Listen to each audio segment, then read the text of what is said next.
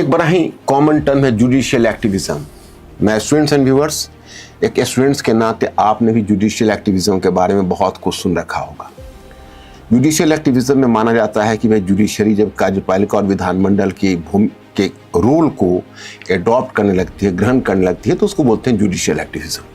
लेकिन आजकल तो सुप्रीम कोर्ट पर और भी दायित्व बढ़ गया है, उसको लोगों को नैतिक शिक्षा भी देनी पड़ रही है। ये हमारे सोसाइटी का कहीं ना कहीं फॉल्ट है।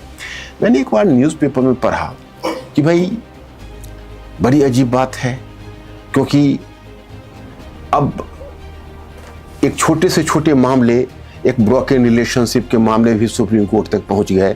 सुप्रीम कोर्ट ने कहा कि भाई आप लड़के लड़कियों को अपनी फ्यूचर के बारे में सोचना चाहिए और कहीं ना कहीं आपको यह समझना चाहिए कि शादी से पहले कौन सी एहतियात बरते, कौन सी सावधानी बरते।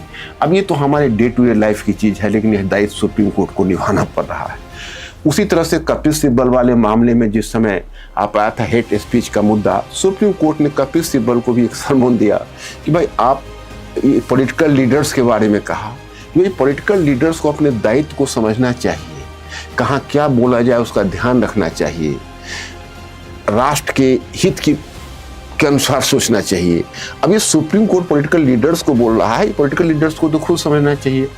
हाल में मैंने देखा है कि सुप्रीम कोर्ट ने इस बात की तरफ भी इशारा किया है कि भाई अब आप बताइए कि हमारे पास एक रेयर रिसोर्सेस हैं भारत के, तो भारत के गरीबों पर खर्च होने वाले हैं, लेकिन फ्री बीज बांट कर उस धन को, उस रिसोर्सेस को बर्बाद किया जाता है, उसे गरीबों तक पहुंच नहीं पाता है, उससे नेशन का डेवलपमेंट की क्षति होती है।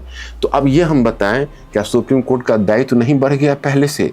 अब इसकी भूमिका तो दिन प्रतिदिन और भी समय के साथ बढ़ती जा रही है, क्योंकि कहीं ना कहीं अगर हम अपनी जगह को खाली करेंगे तो कोई ना कोई संस्था तो जगह भरेगी।